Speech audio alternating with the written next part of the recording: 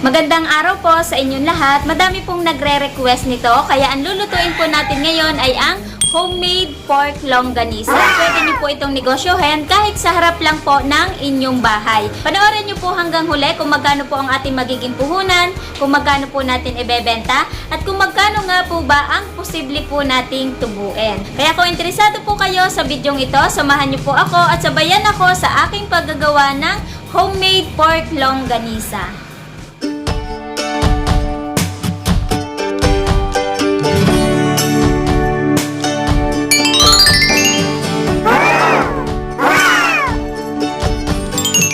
Sangkap sa ating homemade longganisa. Gagamit po tayo ng 2 kilo ng giniling. Kasim po yung aking ginamit para merong laman at meron din pong taba para mas juicy po yung ating longganisa. Tapos pinatanggalan na po natin yan ng balat. 1/2 cup ng cornstarch. Ito po para hindi po magsabog-sabog yung ating longganisa. 1 cup light brown sugar. Ito po pwede po kayong magdagdag at pwede rin naman po kayong magbawas. 1/2 cup ng toyo. Ito po kahit ano pong brand, pwede po yon. 4 tablespoon ng ating liquid seasoning. Ito po para mas mabango po yung ating longganisa. Sa magtatanong po kung ano pong brand yung aking ginamit, or liquid seasoning po yung aking ginamit. 2 tablespoon ng asin. Ito po, pwede kayong magdagdag at pwede rin naman po kayong magbawas. 4 tablespoon ng paprika. 1/2 tablespoon ng paminta. Pwede rin po kayong magdagdag at pwede rin naman po kayong magbawas. Pwedeng white pepper, pwede rin naman po ang black pepper. 4 na buo ng bawang. Ito po, pwede po kayong magdagdag at pwede rin naman po kayong magbawas. Pagdami po ng bawang, pagsarap po ng ating homemade longganisa. Gagamit po tayo ng pig intestines. Ito po sa palengke ko po binili. Ganito po ang itsura niya. Pag binili nyo ay tuyo. Ito po ay ibinabad ko na po sa tubig para po mahugasan at lumambot.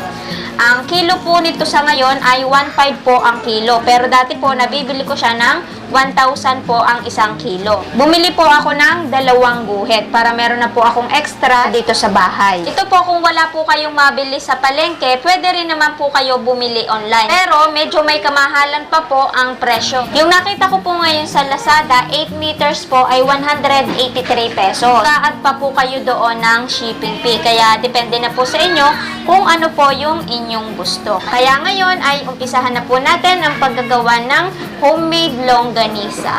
Ang una po pala natin gagawin ay pipinuhin po muna natin itong ating bawang at gagamit po tayo ng ating food processor. Umpisahan na po natin.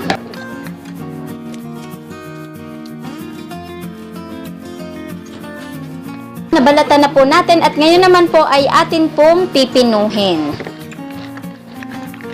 Okay na po yung pino ng ating bawang at ngayon ay paghahalu-haluin na po natin yung ating mga ingredients. Lagay na po natin yung ating karne,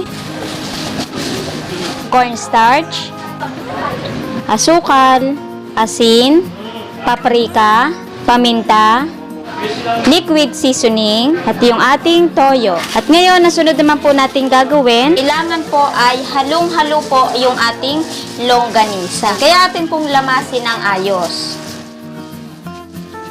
Ilagay na din po natin yung ating bawang. Kailangan po siya ay halong-halo. Ngayon, na-mix na po natin ng ayos yung ating pork longganisa. Bago po muna tayo mag-umpisa, ipapakita ko po muna sa inyo yung ating mga gagamitin. Gagamit po tayo nitong dekuryente. Sa magtatanong po kung saan ko po ito binili ko po ito online sa Lazada. Ang bili ko po dito ay 1.5 kasama na po ang shipping fee. Pero kung nag-uumpisa pa lamang po kayo at gagawin nyo pong business, pwede naman po kayong gumamit nito. Magpuputo lang po kayo ng bote ng mineral. O kaya naman po pwede po kayong magtanong sa palengke sa mga bilihan po ng kaldero kung meron po silang embudo ng longganisa. Tatanong po ako, kaya lang wala po akong mabili kasi wala daw pong nagdi-deliver. Kaya ngayon, ang ipapakita ko po sa inyo ay itong ating dekuryente at ito pong ating pinutol na mineral. Umpisahan na po natin ang paggagawa ng ating longganisa. Ang una po muna natin gagawin ay itong ating pinutol na bote ng mineral. Ilagay na po natin yung ating longganisa. Tapos itutulak nyo lang po ng inyong daliri.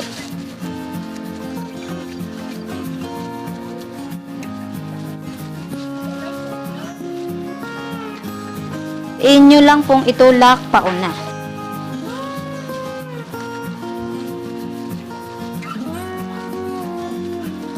Napuno na po natin yung isang haba. Madali lang po siyang gawin. Kaya kung gagawin nyo po itong business at nag-uumpisa pa lamang po kayo, pwedeng ito po yung inyong gamitin. Magpuputo lang po kayo ng bote ng mineral. Siksikin lang po natin para mawala yung hangin. Tapos dito po sa dulo, atin pong itatali yan mamaya. Okay na po yung ating longganisa. Tatalian naman po natin muna itong dulo. Ibubuho lang po natin. Tatalian naman po natin ito para magkaroon po ng hati yung ating longganisa. Talian muna natin to. Para hindi po tayo mahirapan, naghinaw na po tayo ng ating kamay. Pagkatapos nyo po dito sa isa, ihahaba nyo lang po yan. Iikot sa longganisa. Iikot nyo din po sa inyong kamay. Ganan. Tapos, kuhanin nyo po yung longganisa.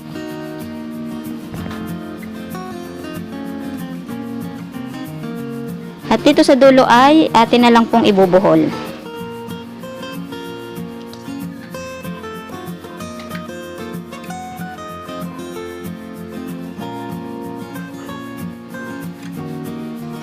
Nakaapat na po tayo. Ang sunod naman po natin gagawin ay yung ating sa dekuryente. Ilagay po muna natin itong ating pig intestines.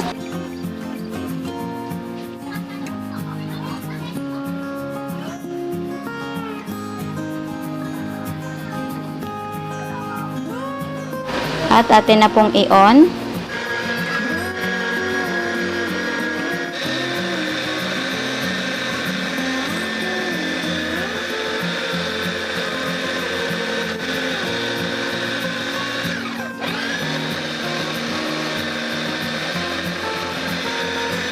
Ngayon, nailagay na po natin yung ating longganisa dito sa ating pig intestines. Sa ginamit po natin pig intestines ay madami pa pong natira.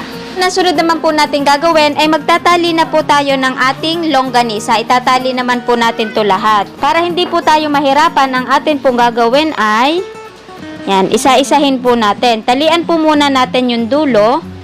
Ibuho lang po natin. Tapos ay putulin po natin yung tali. Itulak nyo lang po pauna yung ating longganisa. Yan, pisa-pisain nyo lamang po. Tapos talian po natin ulit dito sa dulo. Pag naibuhol nyo na po, inyo po ulit gupitin. At maglalagay po kayo ng kaunting pag-itan para pag ginupit nyo po yung ating longganisa ay hindi po mabubutas.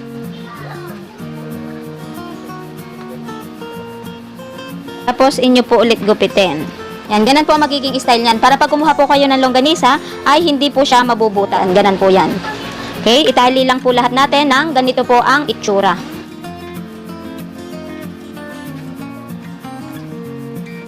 Naitali na po natin yung ating longganisa. Ang sunod naman po natin gagawin ay puputol-putulin naman po natin para madali po ang ating pagre-repack. Gupitin lang po natin to lahat. Kung ito po ay ititinda nyo sa harap po ng inyong bahay, isasama nyo po sa ating mga naunang video na tosino. Pwede nyo naman po itong hindi na gupit-gupitin. Kasi ito po ay ibibitin nyo na lamang pong ganan. Pag may bumili, puto lang po kayo dyan, tapos inyo pong titimbangin. Pero dahil i-repack po natin itong ating longganisa, puputol-putulin po natin to lahat.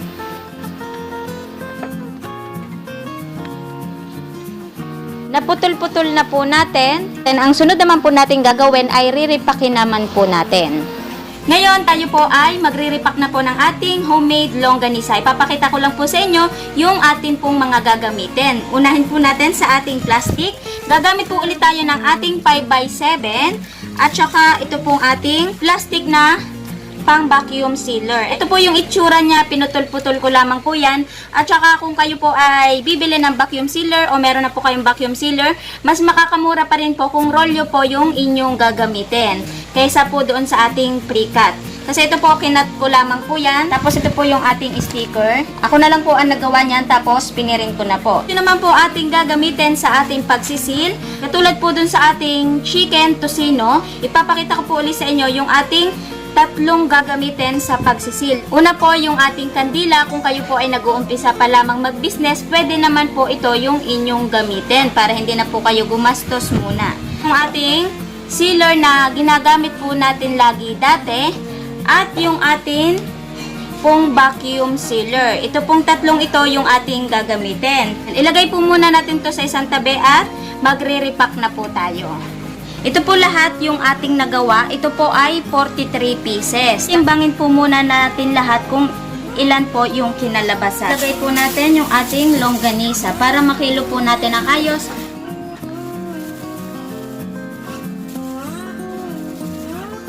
Ang bango po ng ating longganisa, nakakagutom. Siguradong magugustuhan nyo po itong ating homemade longganisa. Tayo po ay naka 2 kilo at 200 grams. Ayan po ang kinalabasan ng total ng ating longganisa. Ngayon, ang susunod naman po natin gagawin ay magre-repack na po tayo. Gagamit po tayo ulit ng ating gramuhan. Ang timbang po na ating gagawin ay 200 grams at 400 grams. Kung gagawin nyo po itong business, pwede po 200 grams, 250, 400, o 1 kilo. Nasa sa inyo na po yan kung anong timbang po yung inyong gagawin. Ang una po natin gagawin ay itong ating sa kandila. Yung ating pong mga gagamitin ay nandito na po sa ating tabihan. Ulitin ko lang po ulit, yung ating pong size ng plastic ay 5x7. 42 pesos po ang bili ko dito. Maglagay po muna tayo ng 4 na piraso.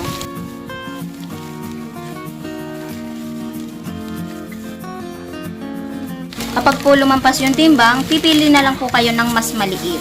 200 grams na po ito at atin na pong isisil. Kung kayo po ay nag-uumpisa pa lamang po mag-business, pwede naman po kayong gumamit ng ating kandila para makatipid po tayo sa ating mga expenses. At kapag tumubo na po kayo, saka na lang po kayo bumili ng ating mga vacuum sealer o ng ating sealer. Ilagay na natin at ngayon ay ilagay na po natin itong ating label. Kapag nailagay nyo na, isi-sealer nyo po ulit.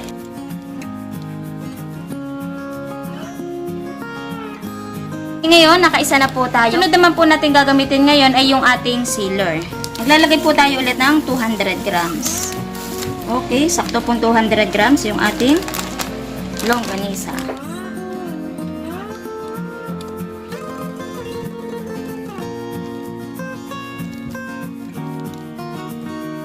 Para mas malinis kung tingnan, ay gumitin po muna ulit natin yung labis na plastic.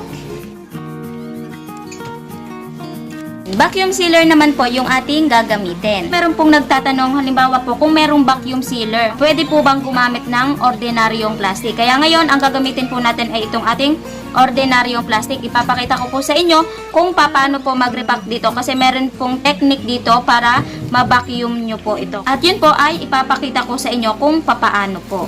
Repackin lang po natin to lahat at mamaya ay sabay-sabay na po nating i-vacuum.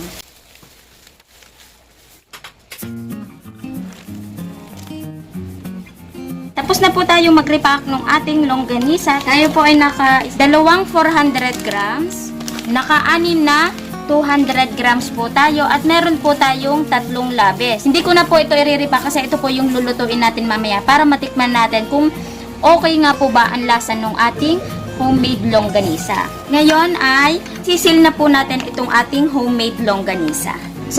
Magtatanong po kung pwede po ba yung ordinaryong plastic. Pwede naman po yun. Basta lalagyan nyo lang po ng technique. Kailangan po ay hindi siya nakatuwid. Kailangan ay gugusumutin nyo po muna yung plastic para may daanan po ng hangin. Katulad po nyan. Tapos babakin na natin.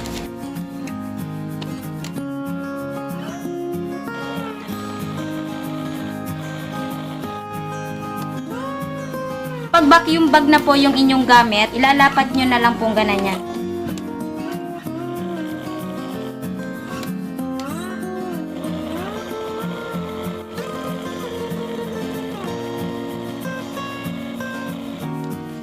Ngayon, tapos na po tayo sa pagsisil ng ating longganisa. Ipakita ko lang po sa inyo ang pinagkaiba ng ating mga ginamit. Unahin po natin itong ating sa kandila. Pag kandila nga lang po yung inyong ginamit, may itim-itim po dito. Pero, pwede na po yan kung kayo po ay nag-uumpisa pa po lamang. At ito naman, dahil nakaatikhan na po tayo ng ating sealer, mas maayos naman po siya kumpara po dito. Dito naman po sa ating vacuum sealer na po ang ating ginamit. Dahil tayo po ay naka-atikhanan ng vacuum sealer, ito po yung itsura niya. Mas maayos naman po siyang tingnan kumpara po dun sa dalawa. Dahil ordinaryong plastic po yung ating ginamit, gusot-gusot lang po yung dulo niya kasi ayan po yung pinagdaanan ng hangin.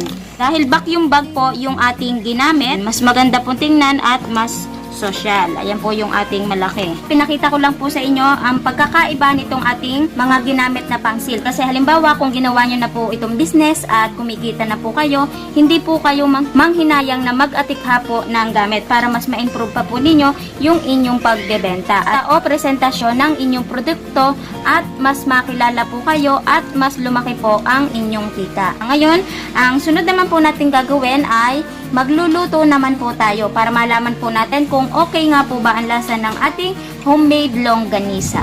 Ngayon tayo po ay magluluto na. Lagyan na po natin yung ating longganisa.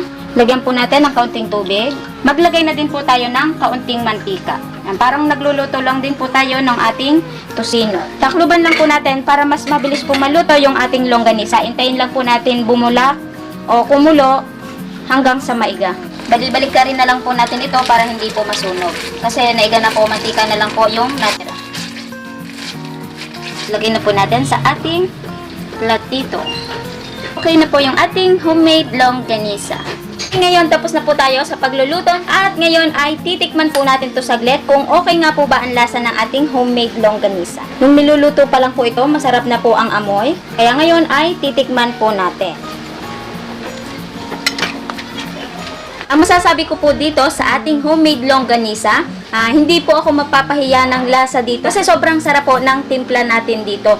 Yung alat po at saka tamis, balanseng-balanse lamang po yun. Ito pong ating lasa, pwede po kayong magbawas ng asin o kaya ng asukal at pwede rin naman po kayong magdagdag. Pero ito pong lasang ito ay okay na po yun. At saka ma-juicy na din po yung ating karne kasi yung ating pong ginamit ay meron na pong taba at meron na din pong laman. At yung ating pong garlic, lasang-lasa po yun dito. Kaya panamang-panama po yung timpla ng ating longganisa. Siguradong magugustuhan nyo rin po ito at ng inyong mga chikiting. Yung isa pong tip ko dito para kung kayo po ay gagawa na ng homemade longganisa, gagawin nyo pong business, pwede na po kayong gumawa ng dalawang flavor. Lalagyan nyo na lamang po ng ating chili powder. Para dalawang flavor na po yung inyong maititinda. Meron na po kayong pangmatanda na sweet and spicy. At meron na din po kayong sweet longganisa na pangbata. Meron po kasing tao na mahilig po talaga sa maanghang. Para meron na po kayong dalawang flavor. Ito po pwede nyo na pong i-business kahit sa harap lang po ng inyong bahay.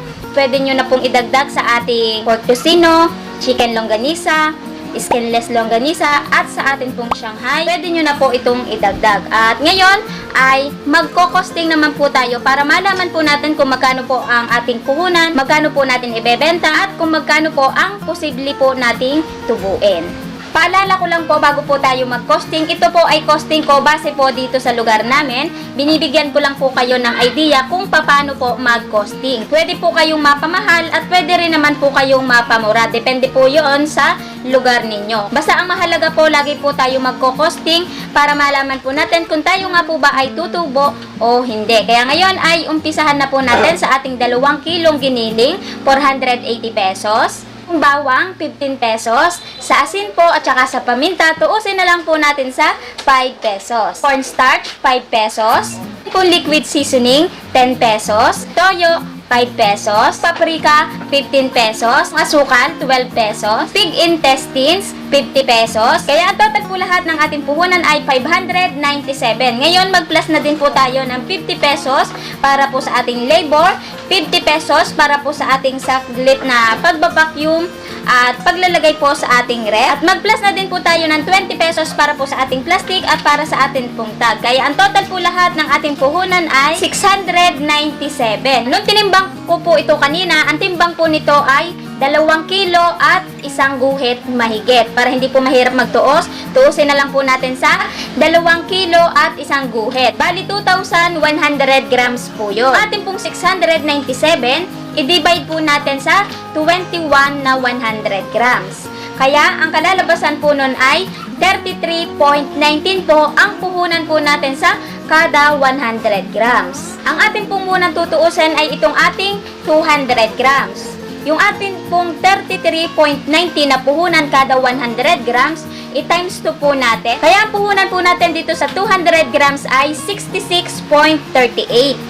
Ito po pwede nyong ibenta ng 80 to 100 pesos. Pero ito po, depende pa rin po sa lugar ninyo. Basta ang mahalaga po, alam na po natin ang puhunan po natin sa kada 200 grams. Dito po sa lugar namin, tutuusin ko po ito ng 85 pesos. Kaya yung ating pong 85 pesos, i-times po natin sa 6 na nagawa. Kaya ang mapapagbilhan po natin dito sa ating 200 grams ay 510 pesos. At ngayon, ang tutuusin naman po natin ay yung ating 400 grams. Yung ating pong 33.90 na puhunan po natin sa kada 100 grams, i-times 4 po natin kasi ito po ay 400 grams. Kaya ang puhunan po natin dito ay 136.76. Ito po pwede nyo pong ibenta ng 160 hanggang 200 pesos. Pero yung sabi ko nga po kanina, depende pa rin po sa lugar ninyo. Pero dito po sa lugar namin, ito po ay ibebenta ko ng 170 pesos. Tayo po ay nakadalawang 400 grams, kaya tayo po ay kikita dito ng 340 pesos. Kung natatandaan nyo po kanina, meron po tayong tatlong labes. Ito po ay mahigit 100 grams. Tuusin na lang po natin sa 100 grams para hindi po masyadong mahirap magtuos. Yung ating pong puhunan sa kada 100 grams ay 33.19. Ito po pwede nyo pong ibenta ng 43 pesos. Ngayon, yung atin po lahat na mapapagbilhan, pag plus-plusin na po natin. Kaya ang total po lahat ng ating mapapagbilhan ay 893 pesos. I-minus po natin yung ating puhunan na 697. Tayo po ay tutubo pa ng 196 pesos sa 2 kilo lamang po yon. Ayun po ay tubo lang po ninyo yon sa 2 kilo. May labor na po kayo doon, may kuryente na, may packaging na. Ito po napakadali lamang pong ibenta. Basta aalagaan nyo lang po yung inyong paninda kasi pag nagawa nyo na naman po ito, pwede nyo na po itong i-freezer. Kung kayo po ay nag-uumpisa po lamang, kayang-kaya nyo pong bumenta ng 4 na kilo kasi masarap naman po itong ating produkto. Magtinda lang po kayo sa harap po ng inyong bahay o magpaski lang po kayo na meron po kayong homemade longganisa o homemade na ulam. Saglit lang po itong ibenta. Halimbawa po, nagtitinda na po kayo at kayo po ay nakaka-4 na kilo na. Yung atin pong 196 na tubo sa 2 kilo, i-times 2 po natin. Tayo po ay tutubo ng 392 po sa loob ng isang araw. Halimbawa po, araw-araw po kayong nagtitinda. Yung atin pong 392, i-times po natin sa 30 days. 11,760 po ang posible po ninyong kitain sa loob po ng isang buwan. Ayun po ay sa 4 na kilo lamang po yon. Halimbawa po, consistent po kayo sa pagtitinda, nakilala na po kayo na meron po kayong homemade ulam, at nakilala po kayo na masarap po yung inyong mga produkto, sinamahan nyo pa po ng sipag, tiyaga at diskarte, hindi po imposible na kayo po ay bumenta ng 10 kilo sa kada isang araw. Yung atin pong 196 na tubo kada 2 kilo, i-times 5 po natin. Kaya tayo po ay bebenta na 980 pesos. Ngayon, kung araw-araw nyo po yung ginagawa, i-times 30 days po natin, kayo po ay posibleng tumubo ng 29,400 pesos. Ayun po ay tubong-tubo na po ninyo. Kasi nakaltas na po natin doon yung ating mga expenses, may labor na, may kuryente na, kaya tubong-tubo na lamang po ninyo yun. Imagine ninyo lamang po yun ha, longganisa pa lamang po ito. Paano po kung sinamahan nyo pa po nung ating mga naunang video, katulad po nung ating mga tosino na video na nauna. Kaya hindi po imposible na kayo po ay kikita ng ganoong halaga. At sa magtatanong po ng shelf life nito, hanggang 2 months okay po ito, basta po nasa freezer. Basta aalagaan nyo lang po yung ating produkto, siguradong wala pong masasayang dito. Sa kahit kayo po ay nasa bahay po lamang, siguradong kayo po ay kikita. Para mas mapabilis po itong ating negosyo, pwede nyo pong i-alok online sa atin pong mga katrabaho. Basta sasamahan nyo lang po ng diskarte at siguradong kayo po ay kikita. Para po may katulong kayo sa pagtitinda, pwede po kayong mag-reseller. Basta bibigyan nyo lang din po sila ng magandang tubo para parehas po kayong kikita. At sa mga may tindahan po sa inyo, sari-sari store, pwede po kayong mag-alok para mabilis pong bumalik yung inyong puhunan. Bago po magtapos ang video na ito, shoutout lang po ako ng mabilis po lamang. Shoutout po kay Ate Marivic Ramos from Ottawa, Canada. Hello, Tita Vicky, na napakabait kasi binilhan niya pa po ng meat grinder at freezer yung kanyang kapatid dito sa Laguna para makapag-business daw po nung ating mga video. Isa po siya sa na-inspired natin na magnegosyo. Marami pong salamat. At shoutout din po kay Ate Yoli Orpea at sa kanya din po mga kasamahan from Dammam, Saudi Arabia. Hello po sa inyo dyan. Maraming pong salamat sa inyong panonood. Shoutout din po kay Ate Yeng Amot, nagbablog din po siya. At shoutout din po kay Bench Trap News, nagbablog din po siya. Pabisit na lang din po ng kanilang channel. At muli, bago po magtapos ang video na ito, iniimbitahan ko po kayo na bisitahin nyo po yung aking YouTube channel, Tipid Tips at iba pa, at madami pa po kayo dyan video na makikita at magkakaroon po kayo ng mga idea na pwede palang kumita kahit nasa bahay po lamang. Lalo na po sa kinakaharap po natin ngayon, madami po mga nawalan ng trabaho, kaya ito pong ating mga video ay siguradong makakatulong po sa inyo, magkakaroon po kayo ng mga idea. Kung hindi pa po kayo nakaka-subscribe, mag-subscribe na din po kayo at huwag nyo na din po kalimutan pindutin yung bell button upang updated po kayo pag may upload po tayo. Iniimbitahan ko din po kayo na bisitahin nyo po yung ating FB page, Tipid Tips at iba pa, para kahit nasa Facebook po kayo ay updated pa rin po kayo pag may upload po tayo. At huwag nyo na din pong kalimutan mag-like at mag-share para yung mga ka-friends po natin, yung mga kananay po natin, yung mga katrabaho po natin, pati na rin po yung ating mga mahal po nating OFW ay magkaroon din po ng idea na pwede po palang kumita kahit nasa bahay po lamang. Yung lagi ko pong paalala, kahit GCQ na po tayo, sumunod pa rin po tayo sa mga alintuntunin ng ating pamahalaan at doble ingat pa rin po tayo. At kita-kits na lang po ulit sa aking mga next video. Marami pong salamat. Bye-bye!